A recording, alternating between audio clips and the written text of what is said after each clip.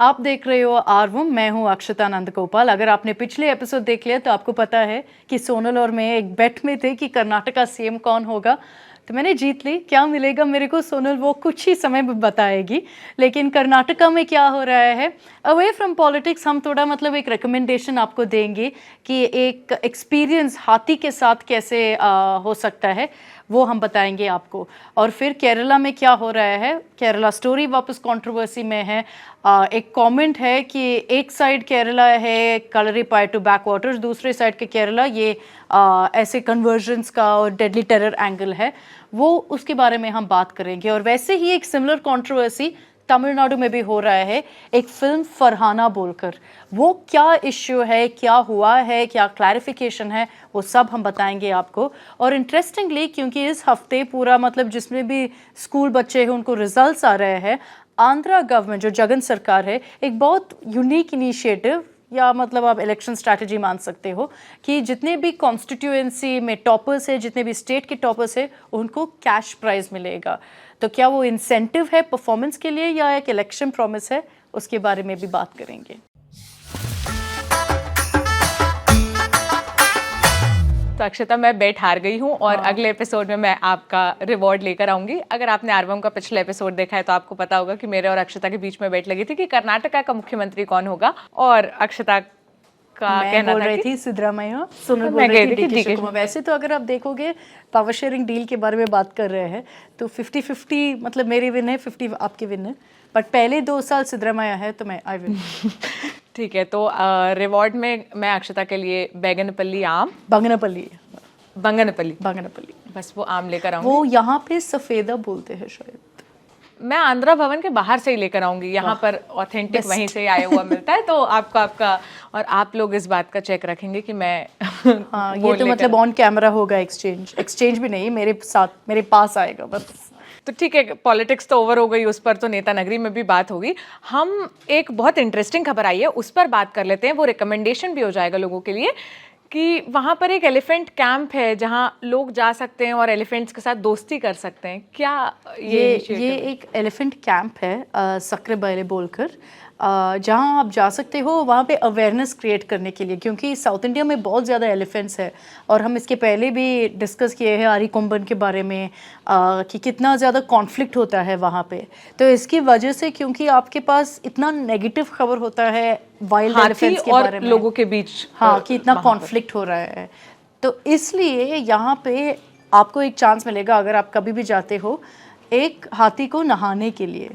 और क्योंकि वो मतलब एलिफेंट्स को बहुत अच्छा लगता है, पानी बहुत अच्छा लगता है, खेलने बहुत अच्छा लगता है, तो आपको एक चांस मिलेगा, आप पास में जाकर उनको वॉश करके उसको नहा सकते हो। तो वो एक मतलब एक्सपीरियंस होता है, ऑब्वियसली टूरिज्म एक्सपीरियंस है और बहुत मतलब अट्रैक्ट करता है टूरिस्ट्स को। और दूसरी चीज़, आपको इतने बड़ा सा मतलब जो जेंटल जायंट्स बोलते हैं उसके पास जाकर इंटरेक्ट करके आपको भी मतलब थोड़ा सा अवेयरनेस मिल सकता है इन हाथी के बारे में। तो हमने सोचा इसलिए हम इससे शुरू करेंगे क्योंकि काफ़ी सीरियस स्टोरीज है नहीं तो, और ये थोड़ा सा मतलब आपके लिए रिकमेंडेशन है। और एक डू नॉट मिस जैसे लोकेशन है कर्नाटका में, और कर्नाटका में हमने इतना डिस्कस किया कि टूरिज्म स्पॉट्स कितने हैं और वाइल्ड लाइफ हब भी है। अगर आप देखोगे बंडीपुर वाइल्ड लाइफ रिजर्व या कूर्ग में या ये वाला लोकेशन, तो इसलिए हमारे रिकमेंडेशन शुरुआत में ही दे रहे हैं कि ये एलिफेंट कैंप। और ये इतना विशालकाय जीव है, इसके बारे में कहानियाँ सुनते रहते हैं हम, लेकिन पास से कभी भी देखना, मतलब मुझे तो मेरी बचपन की यादों में कभी ऐसे नहीं है कि मैं छू पाई हूँ, मतलब डर लगता है जब भी आप पहली बार देखो। मैं तो कभी किया हूँ, लेकिन क्योंकि हमारे टेम्पल्स में है ना, तो जब भी मैं मंदिर में जाती थी 2-3 बार हुआ है कि आपके जो मतलब टेम्पल के हाथी है वो आपको ब्लेस करेगा, तो उनके ट्रंक के साथ आपको ऐसे देगा, सूंड से ऐसे। हाँ, तो फिर उस समय अगर आप पूछते हो तो और अगर हाथी काम है तो फिर जो मतलब इंचार्ज है वहाँ पे महूट बोलते हैं, उसको टच करने के लिए अलाउ करते हैं। तो ये बहुत अच्छा एक्सपीरियंस हो सकता है, आप जाएं, नहलाएं, उनके साथ टाइम स्पेंड करें, थोड़ा सा दोस्ती करें, उन्हें उनकी लाइफस्टाइल को समझने की कोशिश करें। तो ये रिकमेंडेशन कम एक इन्फॉर्मेशन है आपके लिए। यहाँ से अक्षता केरला पर ही चलते हैं, क्योंकि केरला स्टोरी के अराउंड जो मेकर्स हैं, वो जो पूरा कंट्रोवर्सी चल ही रही है, एक स्टेटमेंट आया जिस पर मुझे लगा कि मुझे आपसे बात करनी चाहिए। उन्होंने कुछ विक्टिम्स को सामने लाकर खड़ा किया और कहा कि 2 केरला हैं, एक केरला तो वो बैक वाटर्स वाला सुंदर सुंदर जो आप देखते हो, और ये दूसरा केरला है जिसकी बात द केरला स्टोरी में हो रही है।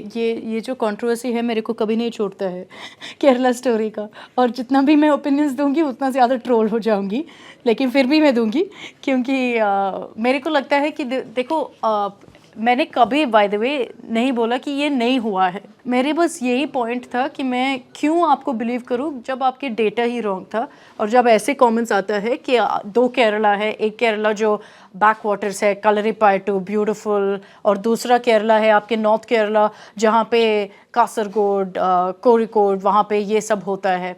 वो मेरे को ज़्यादातर गलत लगा क्योंकि अगर आप नॉर्थ केरला जो मलाबार बोलते हैं वहाँ पे इतना खूबसूरती है, हाँ वहाँ पे वायलेंस होता है, मतलब बहुत ज़्यादा पॉलिटिकली एक्टिव है, और हमने पिछले एपिसोड्स में भी डिस्कस किया है कि कैसे कन्नूर में, कैसे कासरगोड में ज़्यादातर बहुत पॉलिटिकली सेंसिटिव जगह है, जैसे साउथ कर्नाटका। तो ये 2 जगह साउथ कर्नाटका और नॉर्थ केरला जो है उस बैंड में ज़्यादातर आपको कम्युनल इंसिडेंट्स मिलेगा।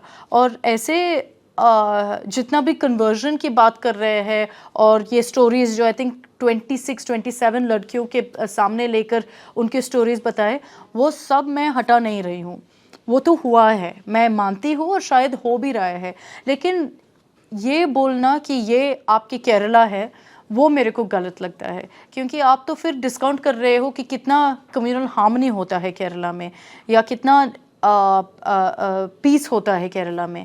आप अगर केरला में बस ऐसे पेंट करोगे तो फिर प्रॉब्लम हो जाता है। मैं कभी नहीं बोल रही हूँ, दूसरी तीसरी बार बोल रही हूँ कि ये मैं 100% मानती हूँ कि होता है और बहुत सीरियस इश्यू है, हमको बिल्कुल इसके बारे में बात करनी चाहिए।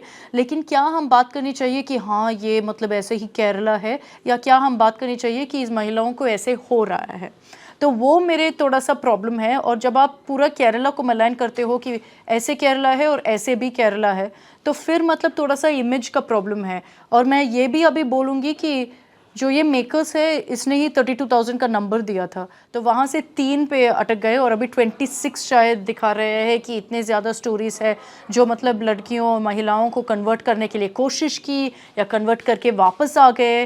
तो ये स्टोरीज़ एक तरफ है, दूसरे मतलब 2-3 लड़कियां महिलाएं ऐसे हैं जो वहाँ पे अफ़गानिस्तान में है जेल में, जिसको मतलब आईसिस में टेरर रैंक्स ज्वाइन करके उनको वापस अभी इंडिया बुला नहीं रहे हैं, रिटर्न के लिए अलाउड नहीं है। तो ये काफ़ी इशू है, काफ़ी सीरियस इशू है। लेकिन क्या आप बोल सकते हो कि सिर्फ केरला में होता है? पहली चीज़। दूसरा कि ये एक तरफ की केरला है, वो मैं मानती भी बिल्कुल नहीं। और ये जो 26 लड़कियों को जो सामने खड़ा किया गया, ये वो लड़कियां हैं जिनको जो कन्वर्ट करवाया गया ज़बरदस्ती, या ये वो हैं जिनको भेजा गया था और वो वापस आई हैं? वो ये लोग वहाँ पे गए नहीं थे, लेकिन बोलते हैं कि मेरे को ब्रेन वॉश किया, ब्रेन वॉश करके कुछ लोग तो कन्वर्ट किया, फिर वापस मतलब घर वापसी जो लोग बोलते हैं वो हुआ है। तो ये कुछ ऐसी स्टोरीज़ है। दूसरे कुछ 2-3 महिलाएं ऐसे थे कि जो बोल रहे थे कि मैंने बहुत सफ़र किया क्योंकि मेरे परिवार से तू पूरा दूर हटा के ब्रेन वॉश कर दिया। तो ये ब्रेन वॉशिंग के बारे में ज़्यादातर बात कर रहे थे कि ये होता है, और मैं मानती हूँ ये पूरा सोसाइटी का प्रॉब्लम है, ऐसे कुछ एक जगह का प्रॉब्लम नहीं है। तो वो मैं मानती हूँ थोड़ा सा गलत नैरेटिव है। इस पर अपडेट ये भी है कि सुप्रीम कोर्ट ने भी इस पर बात की है और ये कहा है कि जिन राज्यों में बैन हुई थी फिल्म या नहीं दिखाई गई थी वहाँ दिखाएं, लेकिन उसमें ये क्लियरली मेंशन करें कि 32,000 महिलाओं का कोई डेटा नहीं है और ये मतलब नाटकीय रूपांतरण है उसका। तो वैसे तो अगर आप देखो कि बैन कभी प्रोपेगेट नहीं कर सकते हैं। जो भी है फिल्म, जैसे मैं ओपोज कर रही हूँ, जैसे मैं बोल रही हूँ कि नहीं मेरे को लगता है कि ये अगर डेटा गलत है तो मेरे को लगता है कि जो स्टोरी या जितना भी टाइमलाइन या स्टोरी लाइन है वो भी गलत हो सकता है मेरे हिसाब से, तो इसलिए मैं नहीं देखूँगी। लेकिन आपको अगर इंटरेस्ट है और आपको वो देखने के लिए अपॉर्चुनिटी या चॉइस होनी चाहिए, तो बैन तो बिल्कुल आंसर नहीं है मेरे को लगता है। और आई थिंक बंगाल में वैसे तो बैन हुआ है, अभी भी बोल रहे हैं कि क्योंकि सुप्रीम कोर्ट ने बोल दिया, फिर भी अभी भी चला नहीं रहे हैं थिएटर्स में। तमिलनाडु में भी बैन, तमिलनाडु में भी ब्लॉक किया, वैसे तो बैन नहीं किया, बोल दिया कि लॉ एंड ऑर्डर सिचुएशन है, लेकिन अभी बोल रहे हैं कि हाँ चला सकते हैं लेकिन कोई ऑडियंस नहीं है उसके लिए। ये केरला स्टोरी जो है इतना ज़्यादा हिट हुआ है ना, नॉर्थ में हिट हुआ है। अगर आप केरला में क्योंकि जाओगे, प्रधानमंत्री ने भी रैली से इसका जिक्र किया। बिल्कुल, और वो कर्नाटका में था एक्चुअली। लेकिन अगर आप देखोगे साउथ में, क्या लोगों को, क्या ये फिल्म हिट है साउथ में? बिल्कुल नहीं, क्योंकि पहली चीज़ तो मतलब हिंदी में है, दूसरी चीज़ कि पता नहीं क्यों, मतलब पॉलिटिकल है या अदरवाइज, बट वहाँ पे उतना ज़्यादा जितना हम डिबेट कर रहे हैं यहाँ पे, वहाँ पे कुछ मतलब चर्चा नहीं हो रहा है, क्योंकि फिल्म के बारे में ही उतना ज़्यादा अवेयरनेस नहीं है। तो ये मेरे को लगता है ज़्यादातर हिंदी ऑडियंस के लिए था और हिंदी ऑडियंस में ही चल रहा है। लेकिन एक फिल्म की चर्चा साउथ में बहुत है और वो भी कंट्रोवर्सी का पार्ट बन गई है। फरहाना नाम है फिल्म का, तमिल फिल्म है ना? हाँ। क्या कंट्रोवर्सी है उससे जुड़ी और क्यों कहा जा रहा है कि वो भी एंटी इस्लाम है? तो जैसे केरला स्टोरी में बोल रहे थे कि कम्युनिटी को एक तरफ दिखा रहे हैं, फरहाना एक फिल्म है जिसमें एक तमिल एक्टर है ऐश्वर्या राजेश बोलकर, उनकी फिल्म है और उनको अभी पुलिस प्रोटेक्शन भी दी है उनकी चेन्नई घर में, क्योंकि उनको ज़्यादातर थ्रेट्स मिल रहे हैं। ये फरहाना स्टोरी जो है, एटलीस्ट ट्रेलर से यही बोल रहे थे कि एक मुस्लिम महिला एक फ़ोन सेक्स ऑपरेटर जैसे काम करती है, तो उनको लगा कि ये मतलब आप मुस्लिम सेंटिमेंट्स को मतलब हर्ट कर रहे हो, और जितने भी आपके मुस्लिम क्लेरिक्स है बोल रहे हैं कि एक मुस्लिम महिला को ऐसे नहीं पोर्ट्रे कर सकते हो। तो इस पे अभी बहुत बड़ा कंट्रोवर्सी हुआ, प्रोटेस्ट हुआ, और जैसे मैं बोल रही थी थ्रेट्स मिला ऐश्वर्या राजेश को जो मेन एक्टर थी उसमें, और इसलिए पुलिस प्रोटेक्शन दी है उनकी चेन्नई घर में, और स्टेटमेंट्स भी दिए हैं। ऐश्वर्या राजेश ने एक स्टेटमेंट दिया, बोल दिया कि आप फिल्म देखिए, इसमें कुछ ऑफेंसिव नहीं है, हम तो एक्चुअली अगर आप देखोगे रिलीजियस हार्मनी के बारे में बात कर रहे हैं। प्रोड्यूसर्स ने भी ये भी हाईलाइट किया कि ये फिल्म जो है उसको मुस्लिम जो देश है उन देशों में भी चला रहा है, उन देशों में भी अप्रूवल मिला है, तो इसमें कुछ एंटी मुस्लिम की चीज़ ही नहीं है। हम चेन्नई के जो रिलीजियस हार्मनी है उसको हम पोर्ट्रे कर रहे हैं। वैसे तो फिल्म रिलीज़ हुआ है और रिव्यूज़ भी बहुत अच्छा है फिल्म के लिए। आपने देखी या आप देखने का प्लान बनाने वाले? नहीं, यहाँ पे तो नहीं है, तो मेरे को OTT पे वेट करना पड़ेगा। OTT पे आने का वेट करना पड़ेगा। वैसे मैंने भी रिव्यू जो 2-4 जगह पढ़े, वहाँ यही था कि 3.5 स्टार 4 स्टार की देखने लायक फिल्म है, एक बार तो देखी ही जा सकती है। अब कंट्रोवर्सी को साइड रखकर ये आप तय करिए कि आपको अक्षता ने टॉपिक क्या है, उसकी सब्जेक्ट लाइन क्या है, इतना बता दिया। अगर इंटरेस्ट आता है तो देखिए, नहीं आता है तो छोड़ भी सकते हैं, जैसा आपको ठीक लगे। यहाँ से आंध्र प्रदेश की तरफ बढ़े, क्योंकि 10th और 12th का रिजल्ट आया, उसके बाद आंध्र प्रदेश की सरकार ने बच्चों को इंसेंटिव देने की बात कही। वहां तक तो ठीक था, लेकिन एक बात जिस पर मेरा ध्यान अटक गया वो ये कि कॉन्स्टिट्यूएंसी वाइज इंसेंटिव दिया जाए। मतलब जितने भी कॉन्स्टिट्यूएंसीज में टॉपर्स है उसको मिलेगा। और कौन सा इंसेंटिव है? मनी है, मतलब कैश इंसेंटिव मिलता है आपको। हाँ, 10,000 15,000 ऐसा अमाउंट। 15, 10 और 3,000, तो यही है। मतलब फर्स्ट टॉपर 1 के लिए इतना मिलेगा, फिर सेकंड टॉपर, फिर थर्ड टॉपर। हर कॉन्स्टिट्यूएंसी में जितने भी गवर्नमेंट स्कूल्स है उसमें गवर्नमेंट टॉपर्स में से उनको ये पैसा मिलेगा क्लास 10 रिजल्ट्स में। तो ये इंसेंटिव जो सरकार ने अनाउंस किया है वो बोल रहे हैं क्योंकि आपको मतलब थोड़ा इंसेंटिवाइज करेगा पढ़ाने के लिए और परफॉर्मेंस बेस्ड पढ़ाई करने के लिए। कॉन्स्टिट्यूएंसी वाइज क्यों? मतलब क्या ये बच्चे 18 साल के होंगे या 17-18 साल के, और वो फिर वोट बैंक में रिफ्लेक्ट हो इस वजह से? पेरेंट्स तो है। तो इस पर कोई ऐसे पॉलिटिकल स्टेटमेंट्स नहीं आ रहे? अभी तक तो नहीं आए, लेकिन हाँ, तो अगर आप सरकार के स्टेटमेंट देखोगे तो ये बोल रहे हैं कि ये एक स्टेप है ताकि स्टूडेंट्स को मतलब वो प्रमोशन मिलता है या उस एनकरेजमेंट मिलता है कि आप बहुत अच्छा मार्क्स स्कोर करो। हाँ, वो देखिए आप कैसे भी दें, मतलब इस बात से तो मैं बिल्कुल अग्री करती हूँ, चाहे वो कैश में कुछ मिले या फिर स्कॉलरशिप मिले, किसी भी अमाउंट में आप रिवॉर्ड देते हो तो वो किसी का भी कॉन्फिडेंस गेन करता है, उन्हें अच्छा लगता है। लेकिन अच्छा, वैसे तो कॉन्स्टिट्यूंसी लेवल सिर्फ कॉन्स्टिट्यूंसी लेवल नहीं है, स्टेट लेवल पे टॉपर को 1 लाख मिलता है, सेकंड टॉपर 75,000, थर्ड टॉपर 50,000, वो स्टेट लेवल प्रोग्राम है। फिर डिस्ट्रिक्ट लेवल पे 50,000, 30,000, 10,000 है। फिर कॉन्स्टिट्यूंसी लेवल पे 15,000, 10,000, 5,000 कैश इंसेंटिव्स है। तो ये सब आएगा मेडल्स के साथ, और ये स्टेप बोल रहे हैं कि आपके हाई स्कूल्स, आपके ज़िला परिषद स्कूल, गवर्नमेंट म्यूनसिपल, जितना भी रेसिडेंशियल जितने भी स्कूल्स हैं सबको गवर्नमेंट स्कूल्स के मतलब जो भी गवर्नमेंट स्कूल्स हैं सबको कंबाइन करके ये रिवॉर्ड मिलेगा। तो सिर्फ कॉन्स्टिट्यूंसी नहीं है, लेकिन कॉन्स्टिट्यूंसी क्यों आप पूछ सकते हो। कब है चुनाव आंध्र प्रदेश? 2024 में। बस अभी 2023 चल रहा है ना। जनरल इलेक्शंस के साथ। हाँ, ऐसे लेंस एक्टिव हो जाता है, मतलब अब मेरा कि किसी भी स्टेप के पीछे की कहानी या उसके पीछे की वजह क्या होगी। तो या ये तो बाकी 4 राज्यों गए। एक राज्य तेलंगाना है जहाँ से खबर आई कि सबसे गर्म दिन या सबसे हॉटेस्ट डे 46 डिग्री टेम्परेचर वहाँ पर दर्ज किया गया। देखो साउथ में यही प्रॉब्लम होता है कि एक साइड में अभी तो मतलब इतना गर्मी होगा, चेन्नई में भी ज़्यादातर मैं सुन रही हूँ मेरे दोस्तों से कि इतना गर्मी कभी नहीं हुआ चेन्नई में। आई थिंक 40 डिग्रीज प्लस, और ऐसा लग रहा है कि 45 डिग्रीज है बोल रहे हैं। और कुछ जगह में जैसे हैदराबाद भी बहुत गर्मी होता है, तो वहाँ पे भी 40 प्लस हो रहा है अभी ही। तो हम भी मतलब यहाँ पे ऐसे नहीं है कि यहाँ पे बहुत प्लेसेंट है, यहाँ पे भी 42-43 डिग्रीज है। पिछले 3 दिनों से मैं ग्राउंड रिपोर्टिंग कर रही थी और मतलब मैं वेकेशन पे जा रही हूँ। मैं तो बोल रही है सबको कि मेरे को प्री वेकेशन टैन ही मिल गया यहाँ पे, क्योंकि इतना गर्मी है बाहर। तो सब जगह ऐसे ही है, लेकिन हैदराबाद में और चेन्नई में ज़्यादातर रिपोर्ट्स यही आ रहा है कि बहुत बहुत गर्मी है। लेकिन मानसून अभी आने वाला है। केरला मानसून जो है वो जून 4 में शुरू होने वाला है। और वैसे ही मेरी रिकमेंडेशन यही होने वाली थी कि अगर आपको बारिश बहुत अच्छा है, जैसे मेरे को बहुत अच्छा लगता है, केरला मानसून जो है सबसे खूबसूरत टाइम है जाने के लिए। थोड़ा सा मुश्किल दिक्कत होगा क्योंकि बारिश की वजह से ऑब्वियसली कुछ ना कुछ प्रॉब्लम होता है, लेकिन अगर आप जा सकते हो और अगर आपको वो डिफ़िकल्टी नहीं लगता है तो मेरे को लगता है कि सबसे खूबसूरत समय अभी ही जाना है मानसून के टाइम में, जून में। तेलंगाना नहीं जाना है क्योंकि गर्मी बहुत है, और केरला जा सकते हैं आप जून में क्योंकि वहाँ पर बारिश का मौसम शुरू हो जाएगा। अब कमेंट्स ले लेते हैं। पिछले एपिसोड पर आए पहला कमेंट मैं लेती हूँ जिस पर 22 लाइक भी हैं।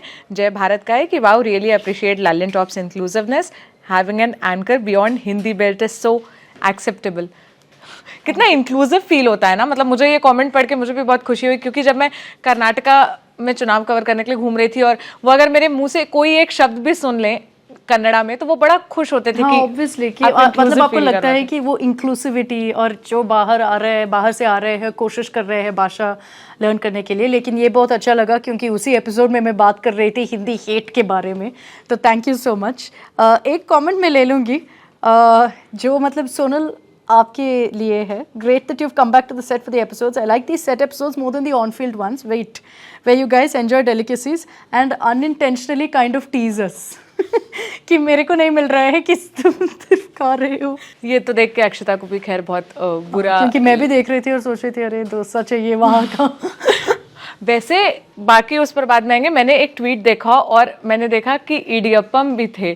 क्या होते हैं इडियप्पम? मतलब आपका कमेंट। इडियप्पम ये है कि एक पाउडर आता है, इडियप्पम पुड़ी क्या है पता नहीं, लेकिन उसमें गर्म पानी डालते हैं और फिर एक मतलब क्या मैं कैसे डिस्क्राइब करूं, एक हैवी सा शेप के साथ आते हैं जिसको आपको प्रेस करना है और ऐसे नूडल जैसे आता है और फिर आपको ऐसे चक्कर जैसे डालते हैं इडली के जो वेसल है उसमें ही, और वो स्टीम करते हैं। और इसके ऊपर अगर आप केरला में खाते हो तो इसके ऊपर नारियल का शेविंग्स डालते हैं, मतलब पीसेस जैसा उसके ऊपर। तो ये कोकोनट मिल्क के साथ ले सकते हो, स्ट्यू के साथ दे सकते हो। बहुत ज़्यादा लोग फिश करी के साथ बहुत अच्छा लगता है। एक फिल्म आपने मुझे रिकमेंड की थी जिसमें, अब मुझे फिल्म का नाम नहीं याद आ रहा है, लेकिन जिसमें वो अपने हस्बैंड से फाइट करती है और